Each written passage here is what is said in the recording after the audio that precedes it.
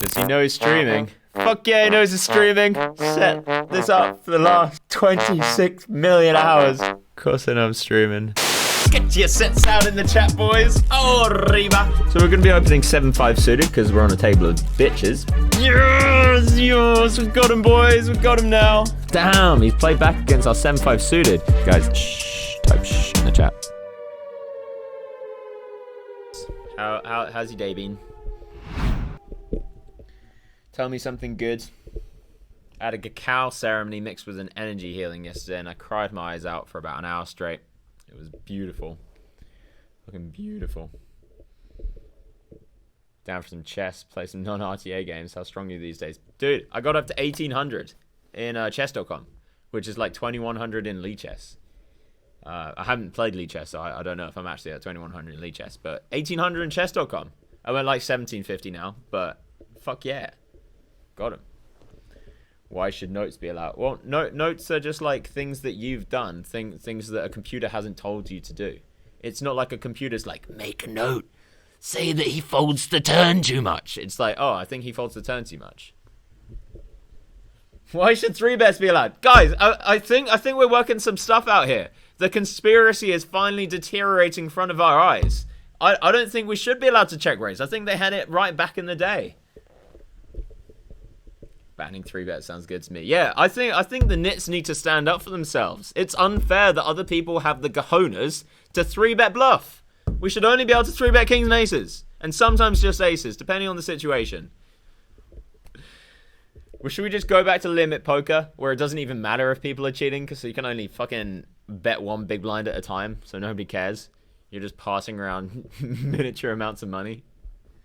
Yeah, guys, if you want to put these solver people off their game, just start donk betting. Start min raising. You know, do some crazy stuff. And then they're like, fuck, I didn't solve for this. How's Fedor Cruz going to be if everyone just starts leading 25% on every single flop? Good luck. Yeah, that would be sick if they just changed all of the rules for just like a month and then see who just like stops playing. You know, if you just like add in a hand better than aces, you know, or if you just like make the 7 deuce thing a game, you know, something like that, and be like, guys, if you're good at poker, play poker, prove it. Your solvers haven't caught up yet. Flop leads a G's, yeah, but no one solves for him. It's even at the highest stakes at the moment. I mean, when I played back in W Coop, or maybe Scoop. When I played back in Scoop, I was printing money against these GTO people. I would defend big blind versus under the gun in a tournament, and it would come just like 9-7-6, and I'd lead, and they'd be like, fuck. Damn it. And some people were like, fuck you, and raise. And then against those people, you gotta readjust. But they hadn't solved for it, you can tell. Why don't you make a live event? I'm thinking about it for charity. Oh my god, guys. I love the stuff that's happening with the charity. Literally everything's going so well. One thing, the charity commission is such a pain in the ass. Such a pain in the ass. I think they lost. So I'm not sure if they lost it or if my manager just went haywire and just like really fucked it up. Basically, it's taking a lot longer to get charitable status than I thought it was, which means we can't launch at all. So we got all of this stuff ready to be like, hey, let's take people off the street. And because the the government's such a bureaucratic nightmare, they can't just be like, oh, hey, here's a few questions. Can we get some proof of this? Oh, okay, you're fine to go. Be a charity.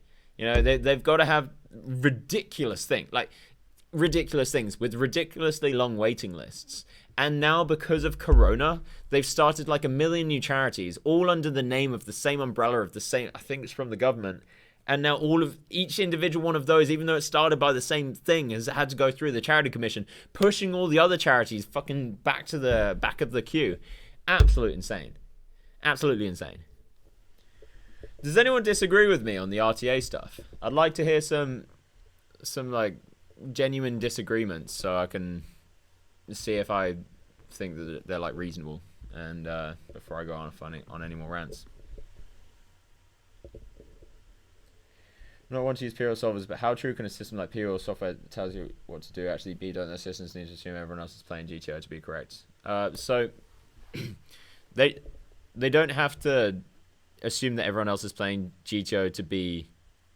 Okay, so they do assume that everyone else is playing GTO, but the very nature of GTO means that you're creating a system which is maximally unexploitable, like infinitely unexploitable. So no matter what anyone does against GTO, if they're playing perfect GTO, you can't beat it, unless you got fucking libraries or whatever. So I don't think pre-flop charts are okay, guys. I really don't. I think that it's a computer telling us how to play.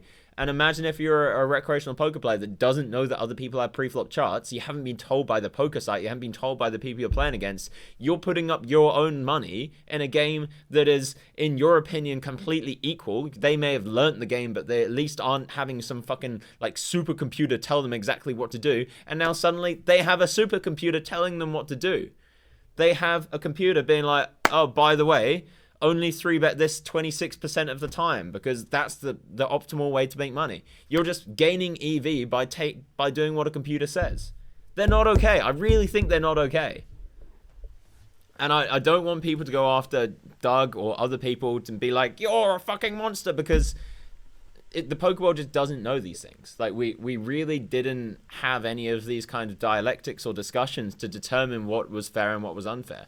And I think what it feels like as a poker community, we've kind of just let a lot of things slip because it was in our best interest. And I'm putting myself in that category. Like, I've used HUDs, I've ghosted people in the past. I've stopped ghosting people now because it turns out that's definitely not okay. But everyone was doing it, You'd play a final table of like the Sunday rebuy and you'd be like, oh, behind that's 3 Germans. Behind that person's both the Spanish people and they're both, so I'm not actually playing that person, I'm playing that person. So everyone be like, okay, so if everyone else is doing it, we might as well do it. But then what happens if you randomly play against somebody that isn't doing it or doesn't know that other people are doing it? Suddenly you have a really unfair advantage. So I think we've just got away with too many shenanigans. I think we have this sense of it, or like the poker world has this mass consciousness sense of entitlement to say, well, we can do it. I mean, somebody programmed it and that's fine. I mean, they could use it if they wanted. We're all on the same. We all have 2 thumbs. We all have the same clicky fingers. We're all on the same page here. And I think that it's absolute entitled delusion. Bonomo, multi-accounting. Everyone used to multi-account back in the day before I played poker. So I never did that one. And now everyone's like, fuck Bonomo. Why'd he multi-account, the fucking cheater? But everyone was doing it. And now everyone's doing this thing. It's the same thing. You could use it as a microcosm for society. Now we look back at slavery and we're like, I can't believe people would own slaves. Blah, blah. Fucking horrible people. Let's burn down the statues. Tear them down. And now in 100 years, they'll be looking back at us and be like, oh my God, I can't believe they were buying factory farm meat. I can't believe they were buying Nike knowing that it was made in sweatshops. So like, how can we be the judges of history when we're currently recreating a very immoral history? There's always going to be something we could look back on. So instead of saying, fuck everybody in the past because we are the enlightened ones, let's say we're also fucked up. We've also made loads of fucking mistakes. We're gonna have to just talk it out, accept some fucking humility and be like, maybe we're doing something wrong. Who do you think in the poker world might be a reasonable person to speak to about this? Who might have a bit of clout? Out of all the people in the poker world, I'd say Pads has been somewhat of like the most reasonable of all the voices that are out there on pretty much every single thing that's come out. So that's a good shout. Can you talk about how you learnt ranges for specific spots before solvers? I've never used a solver. I've looked over other people's shoulders. I actually bought fucking PO solver for $1,000. I didn't even learn how to use it. Personally, I just like learning poker just through trial and error, through logic, through consistency, through intuition. And I believe that that's actually the best way to learn poker if you're a new poker player, because if you're just learning how to play through something telling you, here's what you do, well, now when it comes to a different spot that you haven't learned, which poker is infinitely complicated, almost. I mean, maybe perhaps infinitely complicated, depending on your definition of infinitely. But it's extraordinarily complicated. You can never solve for every single spot. You're not going to have that wiring of how to learn how to think, or how to come across a different situation and creatively think about your own solutions. A7 EP is bad. Huh? So I think they're fine to use out of game. I think these things are perfectly okay to use out of game. If you want to come up with your own charts, perhaps you can write them down and use them out of game. But I don't think in game that's fair. I think that's completely unfair. Yeah, sexual abuse is a really messed up one. And this is why, guys, for y'all that don't know, so I got in some massive Twitter drama, and I'm off Twitter now. Not for that reason, but that was leading up to it, where I was speaking about, I made a thread of unpopular opinions, and this is a very sensitive topic for me, so like bear with me. And one of my unpopular opinions was about how to decrease the amount of child molestation that happens in the world. Before I say what it was, let me just give some context. Currently, what happens in the world is, just like we were talking about before with the like banning people that make specific jokes or have specific opinions, because child molestation and pedophilia is so heavily disgusting, everyone just says, you know what, fuck them, they need to die, they need to go to hell, they're the worst humans that's ever existed, there's no redemption for them for even having those thoughts. And if somebody like molests a child, then obviously that's one of the worst things that a human could do. But what doesn't help is just pushing them and shunning them so far out of society. Obviously, if they can go in jail, that's great. But if assuming that they haven't been caught yet, making them feel like they're so far out of society's reach that they literally can't even speak to a therapist about it, because they just see themselves as disgusting. They see themselves as a monster. They can't heal from it. So personally, I believe that the best way you can go about approaching these things is with love and compassion, not only for the people that have been molested. Obviously, that's like the number one crucial thing you have to do. You have to make sure they're safe, make sure they're away from people, and educate people on that. But you also need to have love and compassion for the people. Like, at some point, you know, it might have been like a 6-year-old girl who was molested herself by her father, who then turned out to be a child molester when she was older. And I believe that 6-year-old girl turned into a woman who then molests children also is deserving of love, as I think every single human being in the world is deserving of love. And I don't think love should be discriminatory. I think love should be indiscriminate and across all boards. So I believe that the best way you could go about approaching reducing child molestation is to have more love and empathy and understanding for the child molesters, to help them say, okay, you're having these thoughts, you've done this thing, please go speak to this therapist. You know you don't want to do it again. Here's the help that you can get. Here's what you can do. And then if you, like, we're going to send you to jail if you've done something bad. That's going to happen. Hopefully we can rehabilitate you and obviously keep you away from children for potentially forever. But I think that the first thing that we should do as a society is say, like, come out of the shadows, voice your thoughts, voice your feelings, get it in the air so we can talk about it and address it. And I said this on Twitter in about a sentence, and Doug Polk launched a video on it, and hundreds of thousands of people saw it, and it was basically just like, he stands up for child molesters, with really the worst lighting that you could have possibly given it. And it was an extraordinarily traumatizing moment for me, because it's something that I've been a victim of myself. I've thought about so much. Experts, by the way, agree with me on this, like psychiatrists, psychologists, spiritualists, people like this. And it's a really painful thing for even me to say now. I can feel my heart really hurting. And the reason that it's scary for me to say it now is because I'm worried. Part of me is worried that people are going to sit there and be like, he's disgusting. But literally all I want to do is decrease the amount of people that are being molested, the amount of children that are being molested. And that is my very strong opinion about how to do it. I must say, go political a bit. I came out of that debate disliking Joe Biden less than I thought I did. And actually, he had a lot less cognitive decline than I thought he would, actually, as well. He's definitely not fully there, and I don't think he's fit to be president, nor do I think Donald Trump's fit to be president. But I thought he was going to be worse, and I didn't come out liking him, but I disliked him less. Shout out to Paul, the sickest psychopath poker figure. His energy makes me sick, and I find his humor nowhere near original.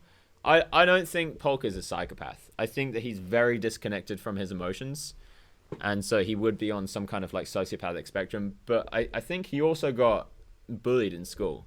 And as somebody that was bullied in school and my emotions cut off, I know what it's like. It's just that he's currently now making decisions to hurt other people because of his own hurt instead of help other people with his own lessons that he's learned. Hashtag Trump 2020, boys. Sorry, brother. If you're hashtag Trump 2020, my personal opinion is that you've been taken in by propaganda. Also, if you're hashtag Joe Biden's a fucking king, you've also probably been taken in by propaganda. Just my personal opinion. I might be wrong. He might be the best president that's ever lived. Who knows?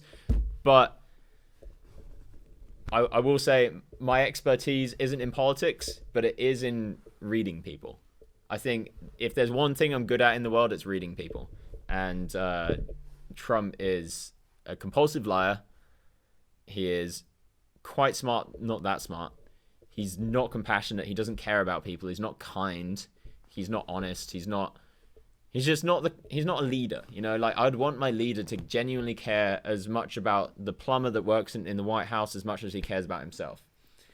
And also Biden is obviously just some random dude. Just some random dude.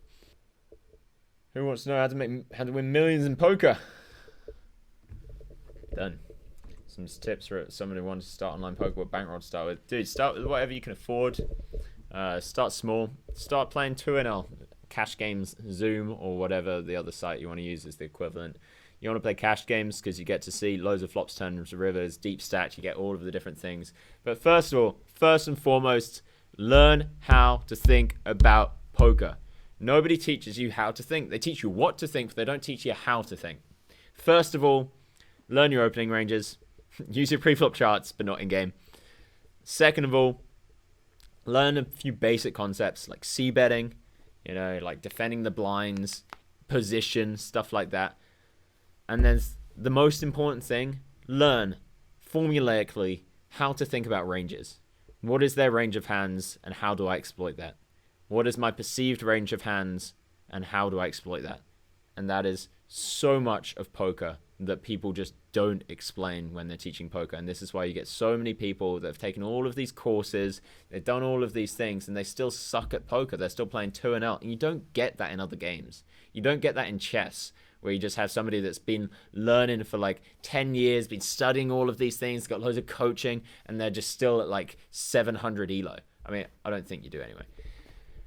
So, personally, I think that not getting too many random courses and really like learning it yourself, but having some kind of structure where you understand the fundamental principles of the game and learning how to think about ranges is so important. So if you want to learn, honestly, I think even if there's like a high stakes player out there, or like a mid stakes player out there listening, they could learn from this so much. This piece of advice: always streamline your thoughts, streamline the way you think about poker.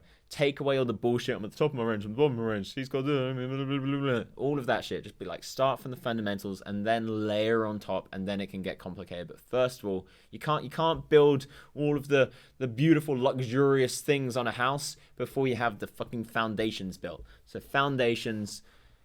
What is their range? How do I exploit that? What is my perceived range? How do I exploit that? Doesn't matter what your actual range is. All of that bullshit that people teach you, like balance your range at fucking 2NL. Literal insanity. Literal insanity. Absolute insanity. But what you can do is just simplify it. Take it easy. What is their range? Okay, he can have this. Okay. Now, when I'm value betting, what do I want to get value from? Okay, I want to get value from this and this. The other stuff probably won't call. So I'll just try and get value from this and this. How big will that call? Okay, so if I go full size pot, maybe only this will call. Maybe if I go 3/4 pot, both of them will call. Okay, so I should go 3/4 pot. If you're bluffing, okay, he's got this.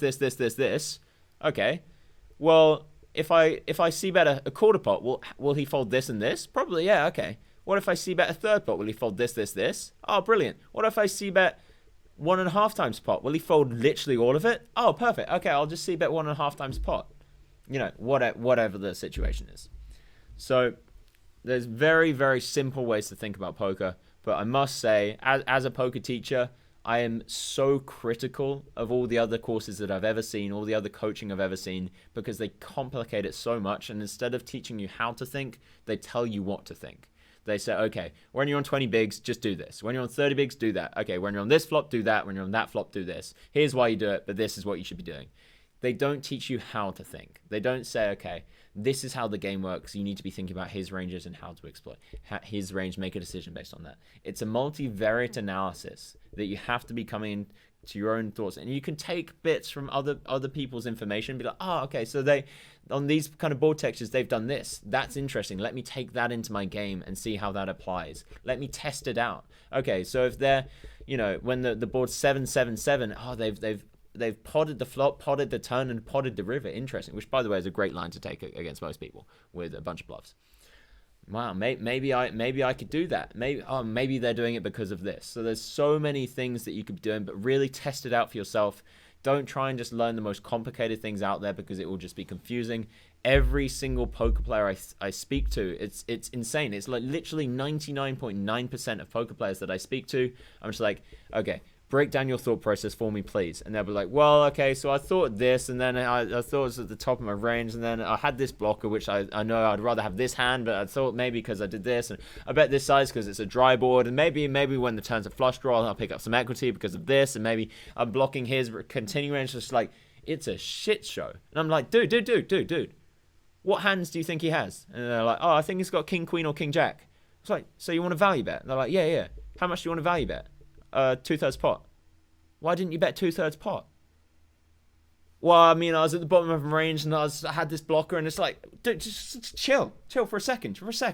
Slow down. We're okay. Everything's okay. Next time, you can bet 2/3. You'll be fine. Nobody's judging you. Don't worry about it. And it's literally every single poker player I speak to. So if you can be the one person that is really simplifying their thought process and just being a bit zen about it, but chill. Oh, this is his range. This is what I'm going to do about it. This is his range. This is what I'm going to do about it. And then you can build up on it. You're going to be miles ahead of everyone. Everyone says poker's dead. Nowhere near dead. There's this mass delusion that's running through the strain of the poker community right now, that the only way to get good at poker is by using these solvers.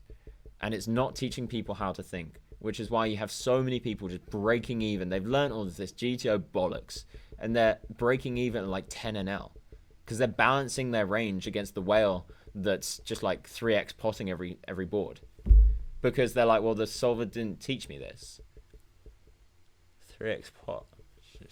I didn't run that one. Fuck. Nobody's ever taught me that, and they just don't know how to. So they just go back into their shell and be like, well, I'll just try and find my right ranges. I don't want to be exploitable by the guy that's literally not knowing the rules. So it's insane. It's insane. I have a poker masterclass, by the way. I do teach this stuff, but it's $250, $215. So if you can't afford that, I'd recommend my bankroll challenge. And if you can't afford that, well, it's free. So, whatever.